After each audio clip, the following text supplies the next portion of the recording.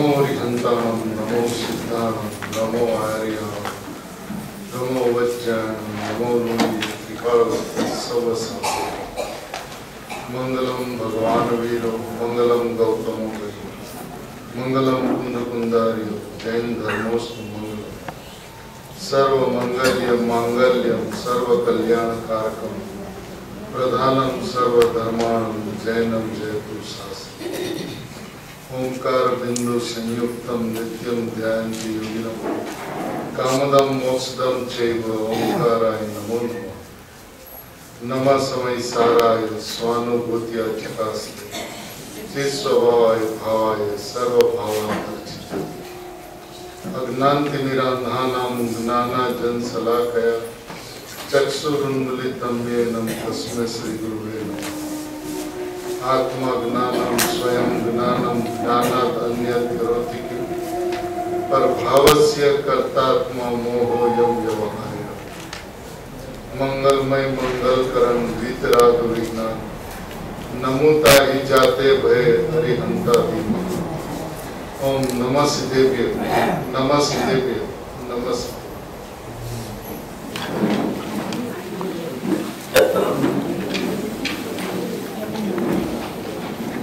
इस युग में पूज्य गुरुदेव श्री के पदार्पण से भरत क्षेत्र धन्य हुआ है।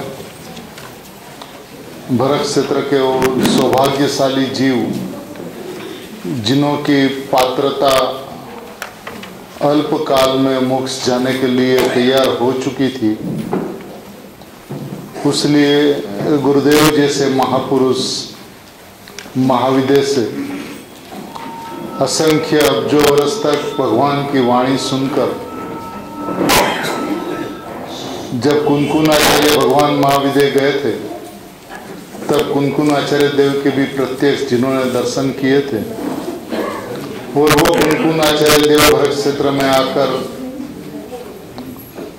पोनूर हिल पे जो पंच परमागम की रचना की, उसका हाथ खोलने वाले परम कृपाणु पूज्य गुरुदेव श्री के सानिध्य में अनेक रत्न भंडार थे। उसमें से एक पूज्य बाबूजी, जिन्होंने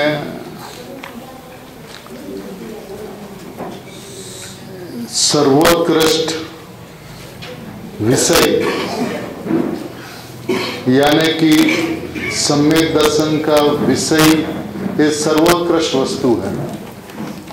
वस्तु कैसी है, किस तरह से उसका लक्ष्य होना चाहिए, पर्याय के अंदर में ध्रुव के प्रति समर्पणता जो होती है उनका स्वरूप क्या होता है, पर्याय जो द्रव्य में अहम करती है वो किस विधि से अहम करती है, और उस अहम करते ही जो सम्यक दर्शन का जन्म होता है, ये सम्यक दर्शन और उनका विषय, इसके ऊपर में पूज्य बाबूजी का लेख है। सही में देखा जाए तो समग्र जिन्वागम के अंदर में प्रतिपादन की जो शैली है वो दो प्रकार से है। एक है पदार्थ की सिद्धि और दूसरी है प्रयोजन की सिद्धि। पदार्थ की सिद्धि माने प्रमाण वस्तु स्वरूप, द्रव्य पर्याय वस्तु स्वरूप कैसी है और अन्य पदार्थों से भिन्नता किस प्रकार से है, इनका विश्लेषण पदार्थ की सिद्धि में होता है। और इस पदार्थ में से यानी कि प्रमाण वस्तु में से निश्चय को निकालकर, नई को निकालकर द्रव्य दृष्टि किस तरह से हो, इसका प्रतिपादन जहाँ पे है वहाँ पे प्रयोजन की सिद्धि का विषय है। अब जीव ने बुद्धिपूर्वक पदार्थ की सिद्धि तो अनंत काल में अनंत बार समझी, लेकिन प्रयोजन की सिद्धि बुद्धिपूर्वक भी विकल्पात्मक स्थिति के अंदर में भी जैसा स्वरूप है वैसा यथार्थ निर्णय, ऐसा वास्तविक निर्णय जीव ने नहीं किया। और यदि उसकी बात ज्यों की तो की भी, तो अंतरंग के अंदर में हेतु ऐसे रहा कि ये द्रव्य दृष्टि करने से सम्यक दर्शन होता है, उसलिए उसने द्रव्य दृष्टि करने का प्रयत्न किया। और ये द्रव्य दृष्टि का स्वरूप नहीं है। जिसके अंदर में द्रव्य के अलावा कुछ बसता ही नहीं है, मात्र और मात्र द्रव्य हूं, ध्रुव हूं, अपरिणामी निष्क्रिय चैतन्य तत्व हूं, इसके अलावा जिसमें कुछ बसता ही नहीं है, ऐसा समर्पण का भाव, निरपेक्षपने, निष्प्रभपने, कोई भी अपेक्षा बिना जीव के परिणाम एक बार भी ऐसे हुए नहीं जिसके वजह से सम्यक दर्शन का जन्म नहीं हुआ। जैन दर्शन की एक अद्भुतता और अलौकिकता यह है कि ये अभिप्राय पे चलने वाला मार्ग है। यदि आपके अभिप्राय के अंदर में मैं परमात्मा तत्व हूं, 100% ये बात है, तो परिणाम की योग्यता ही ऐसे प्रकार की होती है कि सम्यक दर्शन हुए बिना नहीं रहता। और परिणाम के अंदर में सम्यक दर्शन हो, उसलिए मैं परमात्मा हूं ऐसा निर्णय अपन करते हैं, तो अभिप्राय वही दृष्टि का होने से लाख प्रयत्न, करोड़ प्रयत्न, अनंत प्रयत्न करने के बावजूद भी सम्यक दर्शन का जन्म नहीं हो सकता। ये बात यथा तथ्य जिस तरह से है उस तरह से यदि एक बार समझी जाए तो आत्मा की अनुभूति का मार्ग जो पूज्य गुरुदेव श्री ने, ज्ञानी धर्मात्माओं ने जिस तरह से प्रतिपादित किया है, आत्मा की अनुभूति के लिए किसी को परिश्रम नहीं करना होगा। जैसे तीर्थंकर भगवान विराजते हैं, वहां पे लाखों करोड़ केवलियों विराजते हैं, असंख्य मुनिराज विराजते हैं। उसी तरह से जिस युग में गुरुदेव जैसे पुरुष आवे और साथ में सैकड़ों सम्यक दृष्टि ना हो, तो यह आश्चर्य की बात है। अपन विस्तार से आत्म तत्व की बात सुनते हैं, लेकिन प्रयोजनभूत विषय में नहीं आते हैं। और जितना भी विस्तार भेद प्रभेद की चर्चा है, उसके अंदर में ही संतुष्ट होकर हम ये भी जानते हैं, ये भी जानते हैं, ये भी जानते हैं, जानने को ही मार्ग समझकर रुक जाते हैं, अटक जाते हैं, फंस जाते हैं।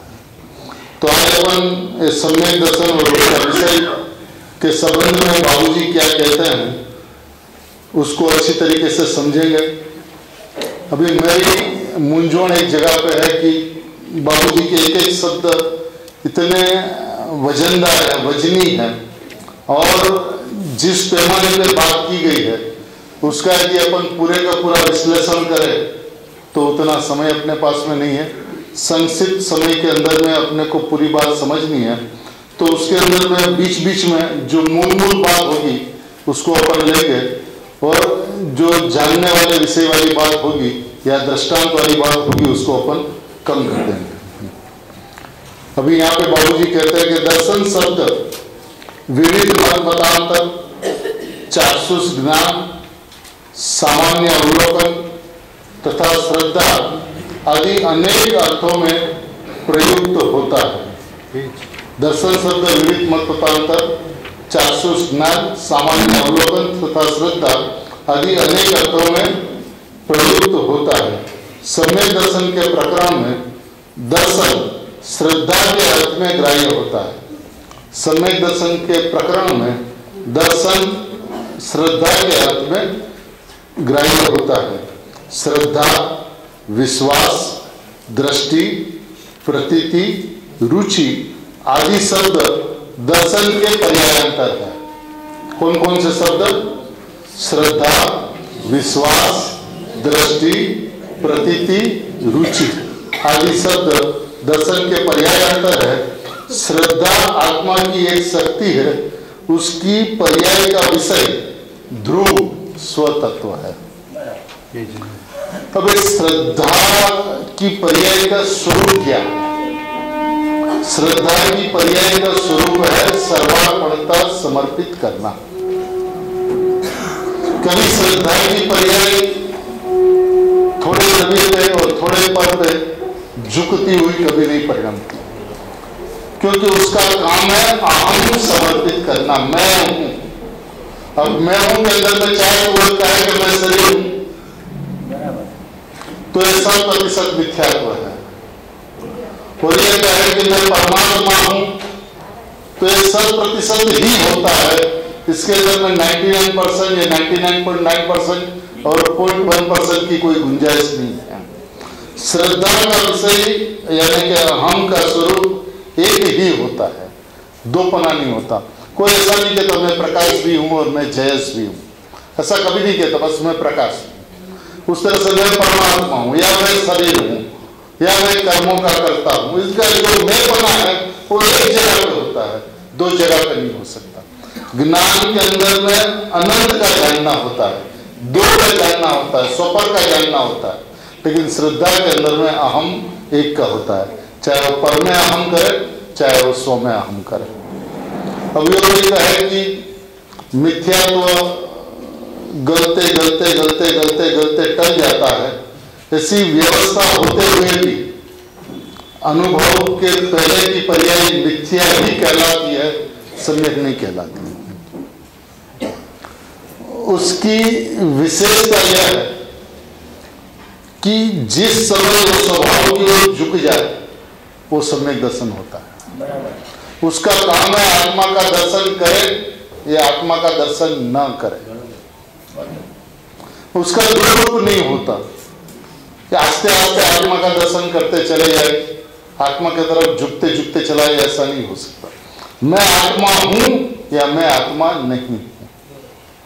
तो इस संदर्भ में बाबूजी क्या कहते हैं थोड़ा देखते हैं अपन। सम्यक दर्शन श्रद्धा शक्ति की निर्विकार दशा है। सही दृष्टि विश्वार्थी का सही अवलोकन करती है और उनमें से अपने उपादेय तत्वों को चुनकर उसी का आश्रय करती है।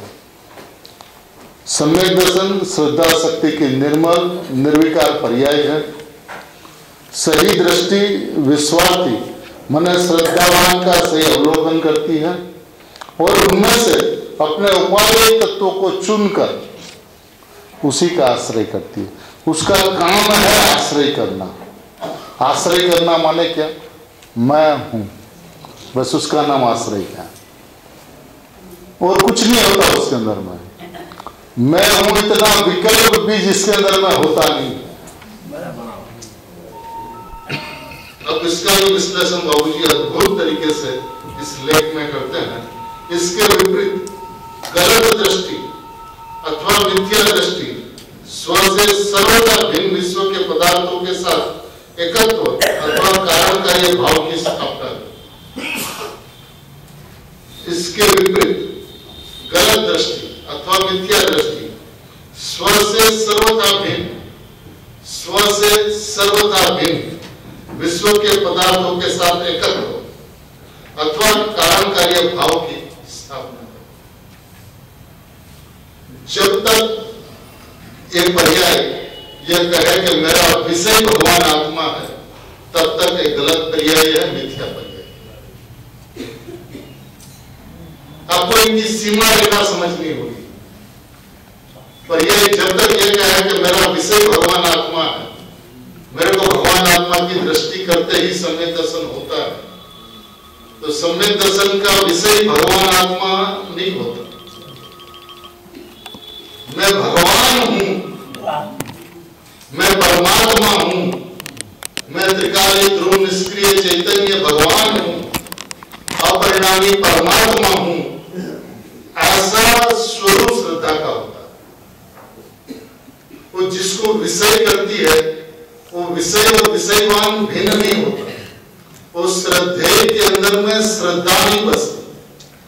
जिस श्रद्धेय के अंदर में श्रद्धा बस जाए उसको श्रद्धा नहीं कहते, उसको मिथ्या श्रद्धा कहते हैं। जिसके अंदर में श्रद्धेय और मैं श्रद्धेय, मैं परमात्मा इतना ही बसे, इसके अलावा कुछ नहीं बसे, उसका नाम श्रद्धा है। क्योंकि श्रद्धेय के अंदर में श्रद्धा को रहने की जगह नहीं होता। श्रद्धेय का स्वरूप ही ऐसा है कि इसके अंदर में मिलावट नहीं होती। कि श्रद्धेय हमेशा पूर्ण होता है और जो स्वभाव से पूर्ण है उसके साथ किसको मिलाया जाए तो पूर्ण कहलाएगा, तब तो वो अपूर्ण कहा जाएगा। यदि पूर्ण के साथ में किसी को मिलाया जाए तो वो अपूर्ण कहलाएगा। और श्रद्धेय तत्व कभी अपूर्ण नहीं होगा। सम्यक दर्शन का जो विषय जो है वो परिपूर्ण नायक तत्व है, परिपूर्ण चैतन्य सत्ता। सम्यक दर्शन अथवा सही दृष्टि का अर्थ यह नहीं है कि अपने से भिन्न शरीर आदि पर पदार्थों को पर कर दिया जाए। शरीर को पर कह दे, करण को पर कह दे, राग को पर कह दे, चेतन को चेतन अथवा जड़ को जड़ कह दिया जाए और अपने अबद्ध अस्पष्ट अक्षय स्वभाव का चिंतन कर लिया जाए। इसका नाम सही दृष्टि नहीं। चेतन को चेतन, जड़ को जड़ और अपने अबद्ध अस्पष्ट अक्षय स्वभाव का चिंतन कर ले। हमारा तो बहुत चिंतन चलता है स्वभाव की ओर। इसका नाम सही दृष्टि नहीं है, क्योंकि चिंतन भी कसाय है। चिंतन चिंता है, चिंता चिता है। जब तक ऐसा न लगे तब तक विकल्प की परिपाटी बंद नहीं होती। अब यदि मैं स्वभाव से निर्विकल्प वस्तु हूं तो स्वभाव से निर्विकल्प वस्तु हूं, इस विकल्प के अगर मैं निर्विकल्प वस्तु नहीं बचती। चिंतन की धारा के अंदर में, विकल्प की धारा के अंदर में वो कितना ही चिंतन कर ले, लेकिन उससे भगवान आत्मा तक पहुंचा नहीं जा सकता। ये बात कहते हैं अबद्ध अस्पष्ट अक्षय स्वभाव का चिंतन कर लिया है, परंतु वर्ण स्वपर के बीच जो मौलिक भेद विद्यमान है, परंतु ऐसा नहीं करके चिंतन के तक सीमित नहीं रहकर स्व और पर के बीच में जो मौलिक भेद विद्यमान है उसकी सर्वांगीण सत्कार्य स्वीकृति पूर्वक स्वतत्व की निर्विकल्प अनुभूति में सम्यक दर्शन का अवतरण।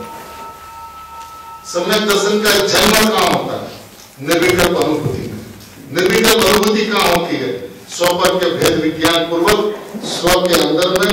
माने पर बने या पर पदार्थ की चर्चा नहीं है, पर माने पर्याय से भी भिन्न, पर्याय की सत्कार्य शक्ति, कि पर्याय अपनी योग्यता से, अपने सत्कारक से, अपने सत्पने से, अपने अहेतुकपने से, अपने क्रमबद्धपने से परिणमती है। उस परिणाम से भी हटकर उस पर्याय को भी पर समझ के त्रिकालीन ध्रुवात्मा को स्व जानते हुए, स्व मानते हुए जो निर्विकल्प अनुभूति होती है, उस निर्विकल्प अनुभूति में सम्यक दर्शन का जन्म होता है। अब जो भेद विद्यमान है उसको भेद करना नहीं है। सोपर का भेद विद्यमान है, देखिए शब्द क्या लिखा, सोपर भी जो मौलिक भेद विद्यमान है। अब जो भेद है उसको भेद करना नहीं है। भेद तो है, दो द्रव्यों के बीच में भेद है, दो पदार्थों के बीच में भेद है, द्रव्य पर्याय के बीच में भेद है, वो कभी भी अवैध नहीं होते। निर्विकल्प अनुभूति के अंदर में भी क्षणिक नया उत्पन्न होता हुआ भेद है, वो भी विकल्प नहीं होने की वजह से। लेकिन सही में दोनों अभेद नहीं हो जाते। भेद विकल्प नहीं है, उसलिए वो अभेद कहे जाते हैं, लेकिन वो भी क्षणिक नया उत्पन्न होता हुआ अभेद है। इसके बारे में यह कहते हैं कि निर्विकल्प अनुभूति में सम्यक दर्शन का जन्म होता है।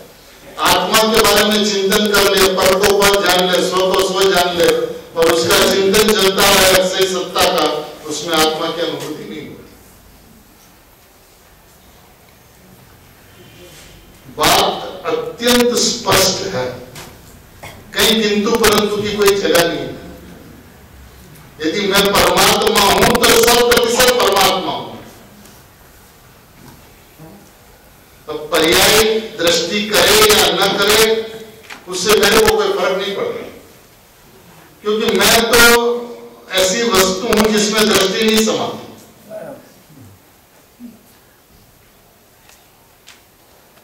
और पर्याय द्रव्य की दृष्टि करें, मैंने पर्याय भी अमूर्तिक और द्रव्य भी अमूर्तिक। अभी अमूर्तिक पर्याय अमूर्तिक द्रव्य की दृष्टि किस तरह से कर सकते? मैं हूं, इसके अलावा कोई रूप हो ही नहीं सकता।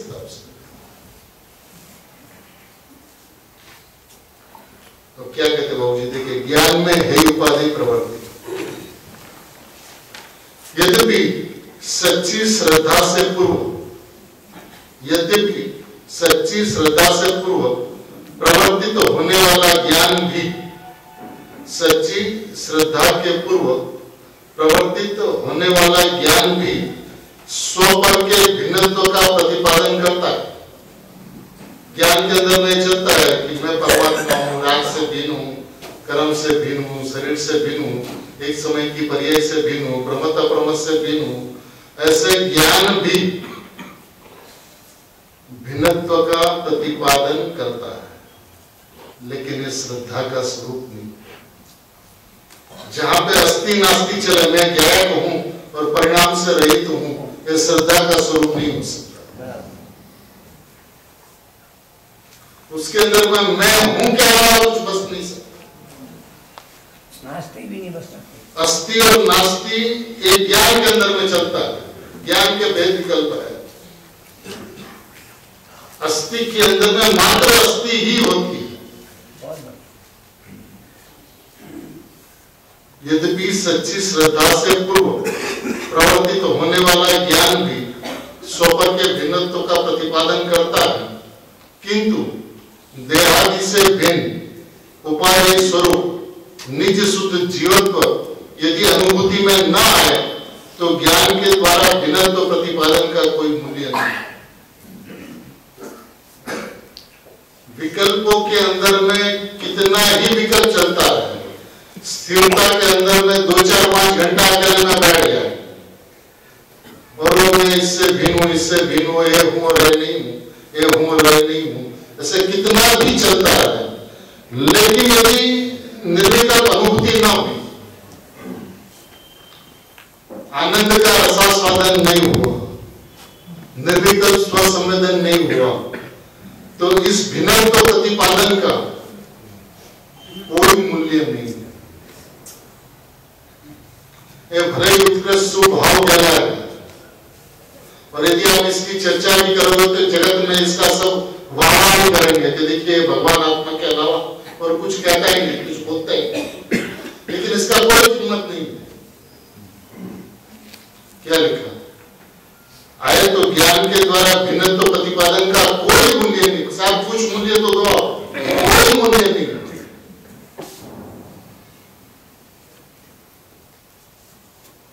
इसलिए दृष्टि सम्यक होने पर ही ज्ञान में सम्यक उत्पन्न होता है। दृष्टि सही हुई तो ज्ञान सम्यक होता है। समय सर परमागम यह कहता है कि ज्ञान जैसा जानता है श्रद्धा वैसा ही मानता है। यह एक सिद्धांत। यह दूसरा सिद्धांत, दृष्टि सम्यक होने पर ही ज्ञान सम्यक, क्योंकि मैं सुधार्मा हूं ऐसी दृष्टि नहीं हुई तो ज्ञान में चलने वाले विकल्प की कोई कीमत नहीं है।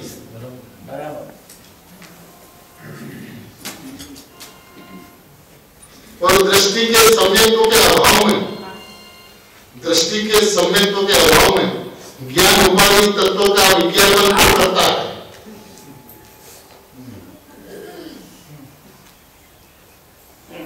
दृष्टि के सम्यक्त्व के अभाव में ज्ञान उपादेय तत्व का, देखिए वही तत्व का विज्ञापन नहीं करता ज्ञान भी, उपादेय तत्व का विज्ञापन करता है, किंतु ज्ञान में उस शुद्धत्व की प्रसिद्धि नहीं होने वाली। यदि नित्य शुद्धत्व तत्व जो है उसकी यदि प्रसिद्धि नहीं हुई, सिद्धि तो है लेकिन प्रसिद्धि नहीं हुई, अनुभूति नहीं हुई, स्वसंवेदन नहीं हुआ, निर्विकल्पता नहीं हुई, अतः अनुभूति शून्य उस ज्ञान को मिथ्या ज्ञान की संज्ञा से अभिहित किया जाता है।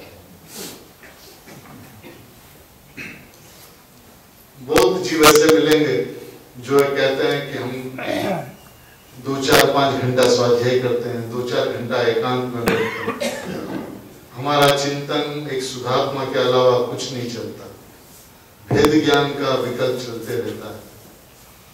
लेकिन जितना भेद उतना मन, जितना अभेद उतना ज्ञान। आपको जो ज्ञान का विकल्प कहा जाता है वो एक नई पक्ष है, लेकिन उस नई पक्ष के अंदर में अस्थि और नास्तिक यदि दोनों बात चलती है तो यह निश्चय नहीं का पक्ष नहीं कहलाता।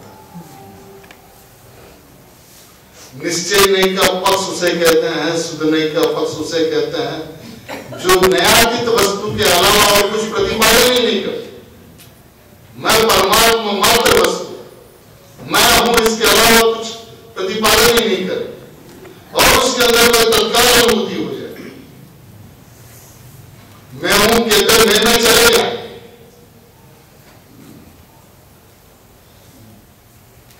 तब अनुभूति होने पर आगे वाली पर्याय को शुद्ध नहीं का पक्ष कहा जाता है।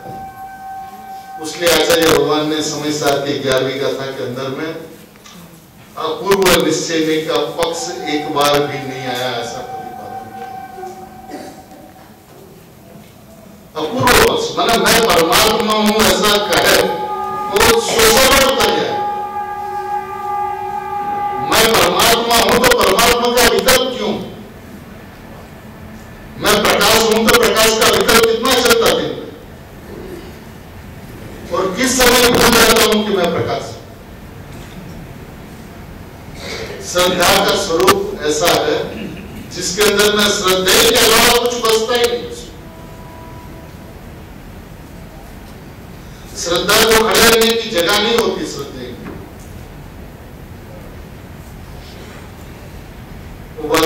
बाबूजी कहते हैं मिथ्या ज्ञान की संज्ञा से अभिहित किया जाता है। अभिहित माने पहचानने में आता है। फिर वह ज्ञान लोक दृष्टि से विस्तृत होने के कारण भले ही आदरणीय हो, किससे? लोक दृष्टि। ये लोक में तो ऐसी बात चलती नहीं है। अब वहां पे बात चले तो वाह होती है, इस बात की आदरणीय कही जाती है। किंतु प्रयोजनभूत शुद्ध स्वतत्व और रागादि विकार तथा देहादि जड़ तत्वों में ग्रंथि भेद करने में असमर्थ होने के कारण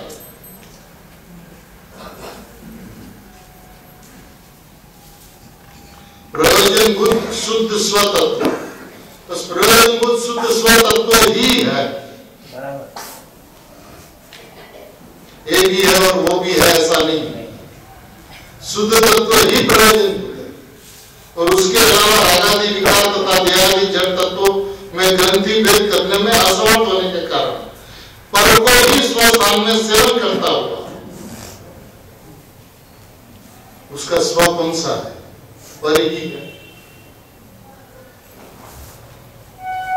पर्याय से रहित, पर्याय से रहित, पर्याय से रहित, पर्याय से रहित। इसने अपने आप को तो पर्याय से सहित माना है। वो यादी पर्याय को करता है। आज तक 2 2 5 2 2 5 2 2 5 शिक्षक के पास में आया तो मैंने क्या कहा था? 2 2 सब आपने 5। मैंने 5 कहा था, 5 नहीं कहा। 5 कहा था, 5 नहीं कहा। तो बोलिए इसके अंदर वो किसको याद है?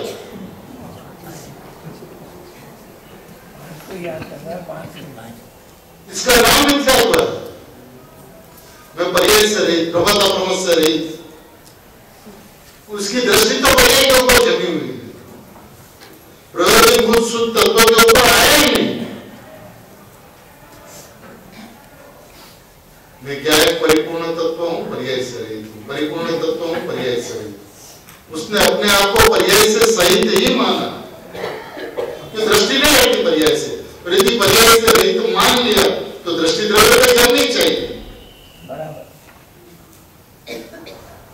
अभी जानना भी होगा सहज, उसके लिए भी सहज का धंधा है।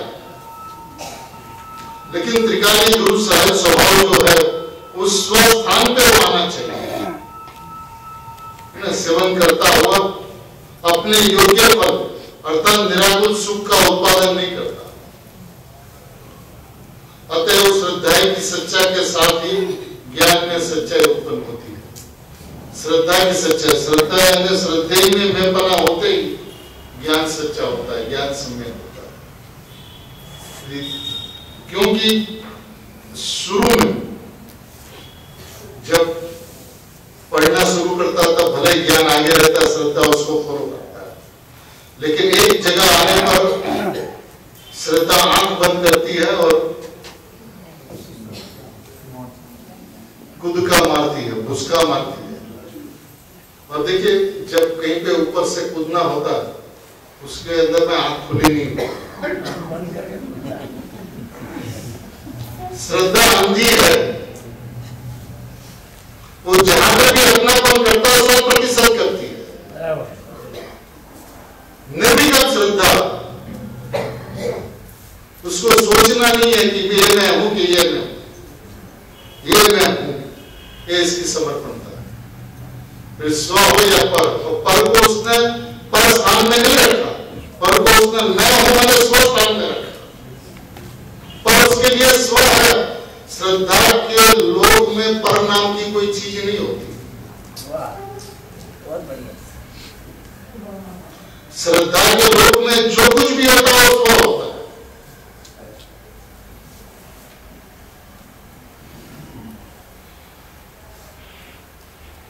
श्रद्धा और ज्ञान शक्ति के कार्यों की उनके स्व लक्षणों से भिन्न पहचान न होने के कारण ज्ञान के मैं शुद्ध और निर्विकार हूं इत्यादि विकल्प को ही प्राय सम्यक दर्शन मानने की भूल की जाती है। जिसका चिंतन मैं शुद्ध हूं, निर्विकार हूं, परिपूर्ण ज्ञान तत्व हूं, ऐसा ही विकल्पों को प्राय सम्यक दर्शन मानने की भूल की जाती है। किंतु मैं शुद्ध ज्ञान तत्व हूं, इस विकल्प की पुनरावृत्ति को वास्तव में सम्यक दर्शन कहते ही नहीं।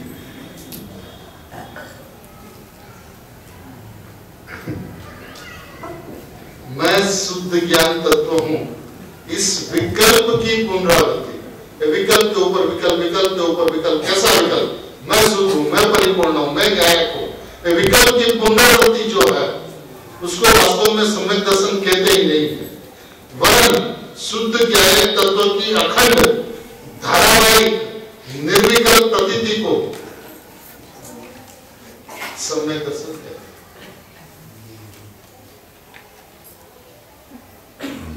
शुद्ध ज्ञान तत्व की अखंड धारावाहिक निर्विकल्प प्रतीति को, धारावाहिक निर्विकल्प प्रतीति होती है।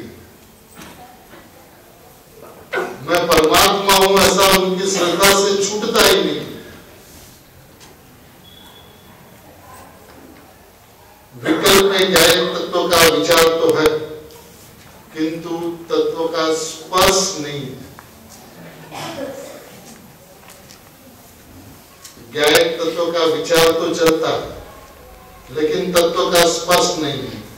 यदि मैं शुद्ध ज्ञान तत्व हूं, ज्ञान के इस विकल्प को सम्यक दर्शन मान लिया जाए, मैं शुद्ध ज्ञान तत्व हूं, ज्ञान के इस विकल्प को सम्यक दर्शन मान लिया जाए, तो ज्ञान सदा इस विकल्प में तो रहता ही नहीं। फिर जिस समय ज्ञान आत्मा के अतिरिक्त अन्य पदार्थों को विषय करेगा, उस समय सम्यक दर्शन का अभाव स्वीकार करना है। तो जिस समय यह विकल्प, इस विकल्प को हमने सम्यक दर्शन कहा ना, जब यह विकल्प नहीं है तो दूसरा विकल्प चलेगा, अब दूसरा विकल्प चलेगा तो सम्यक दर्शन का अभाव चलेगा।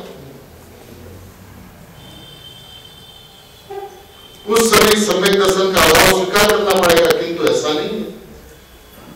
ज्ञान जिस समय पर तत्व को विषय कर रहा हो, उस समय भी श्रद्धा का सद्भाव होता है। जिसको सम्यक दर्शन हुआ, उनके ज्ञान के अंदर में अन्य विषयों का विकल्प चलता हो, उस समय भी श्रद्धा का सद्भाव होता है। और श्रद्धा की परिणति में, श्रद्धा की प्रतीति में श्रद्धेय कभी छूटता ही नहीं। जैसे किसी व्यक्ति को निंद्रा में अपने नाम तथा जाति ज्ञान के विषय न रहने पर भी उनकी अखंड प्रतीति बनी ही रहती है, प्रतीति कभी छूटती नहीं है। यह प्रतीति जागृत दशा में भी अक्षुण्ण रहती है। जागृत दशा में विभिन्न व्यापार करते हुए भी उस व्यक्ति को नाम तथा जाति विषय प्रतीति की अखंड धारा साथ ही प्रवाहित होती रहती, विकल्प नहीं चलता हो, व्यापार आदि के परिणाम हो, लेकिन उस समय भी मैं यह हूं ऐसा अक्षुण धारा चलती रहती है, प्रतीति चलती रहती है। यह अखंड प्रतीति ज्ञान की पर्याय तो नहीं है, ज्ञान में तो और कुछ विकल्प चल रहा है। अतः यह ज्ञान अतिरिक्त किसी अन्य शक्ति की ही पर्याय है और उसे ही श्रद्धा कहते हैं।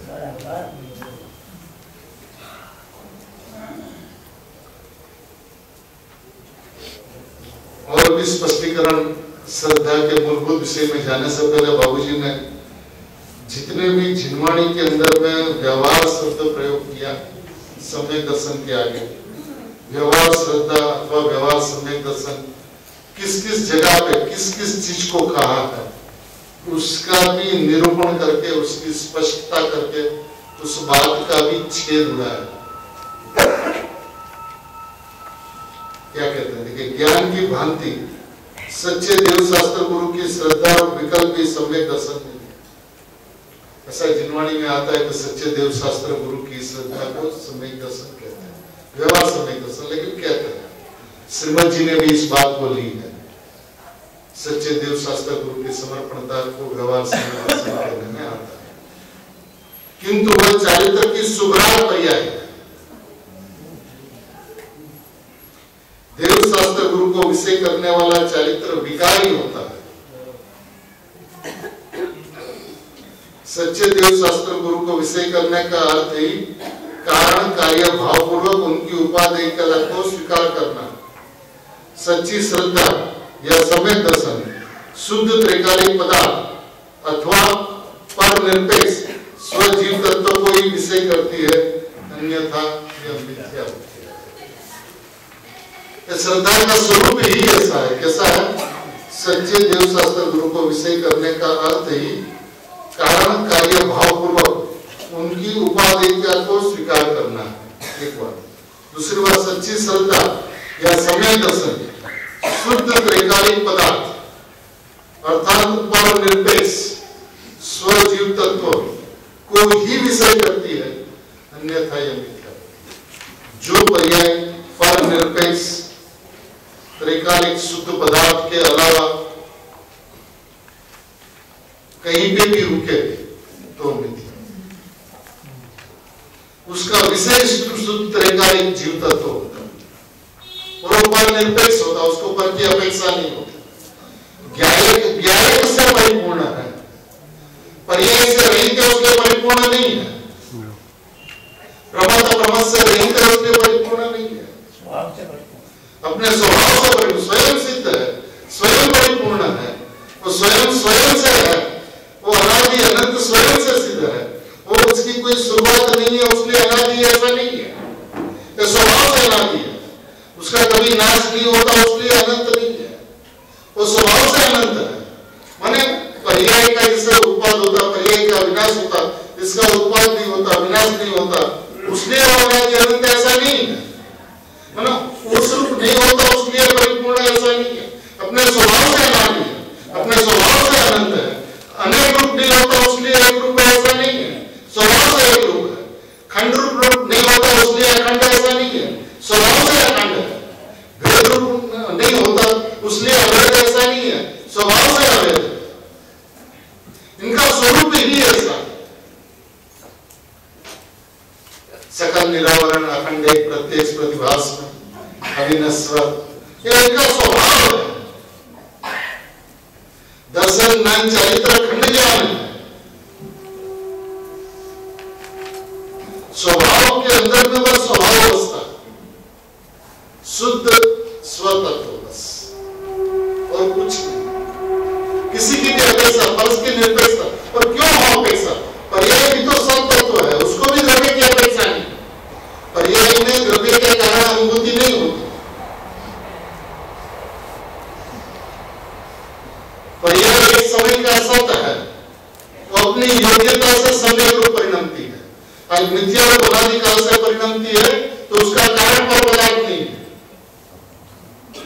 मैं पर हूं ऐसा, वो मैं बना घोषित करती हुई वो मैं रूप परिणमती है, वो उसका व्यक्तित्व है।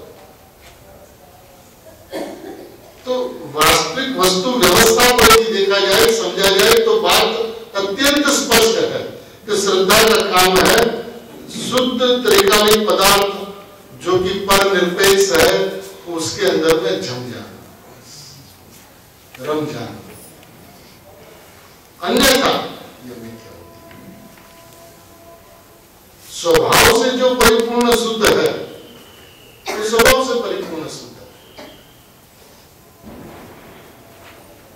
पर्याय पर्याय से अपने में शुद्ध है। मैंने एक समय की उसकी जो योग्यता, अशुद्ध रूप परिणमने की भी जो योग्यता, उसका कारण कोई नहीं है विश्व में। तो फिर समय रूप परिणम है तो उसका कारण द्रव्य कैसे हो सकता है? और द्रव्य तो स्वभाव से है कारण परमात्मा, अकारण परमात्मा किसी का कारण नहीं बन सकता। अब पर्याय कारण बना दिया अलग बात, पर्याय द्रव्य को कारण बना दिया, पर्याय की अपनी स्वतंत्रता है, स्वाधीनता, मैं द्रव्य हूं ऐसा घोषित करती है तो पर्याय की स्वाधीनता है, लेकिन द्रव्य उसका कभी कारण नहीं बनता। और यदि द्रव्य उसका कारण बन जाए तो नित्यकर्ता का दोष है, जो नित्य करता है। तो वस्तु की व्यवस्था अत्यंत सुंदर है, अत्यंत अद्भुत है, अलौकिक है। जहां से जैसी वस्तु स्पष्ट है, गुरुदेव ने, ज्ञानियों ने बात स्पष्ट की है। अपन उस भगवान आत्मा को, शुद्ध तत्व को शुद्ध तत्व से देखें, उसमें बैठकर देखें, पर्याय में बैठकर ना देखें। पर्याय में बैठकर पर्याय पर है तो पर में बैठकर स्व का दर्शन नहीं हो सकता, और स्व में बैठ जाए तो दर्शन ही दर्शन है। ऐसा अद्भुत अलौकिक अपना वैभव जैसा है, जिस तरह से कहा गया है, आचार्य भगवान ने, गुरुदेव ने, ज्ञानियों ने बताया, वहां से शुद्ध तत्व को देखते हुए सभी साथी अनंत काल शुद्ध तत्व में रह जाए, इसी मंगल भावना के साथ।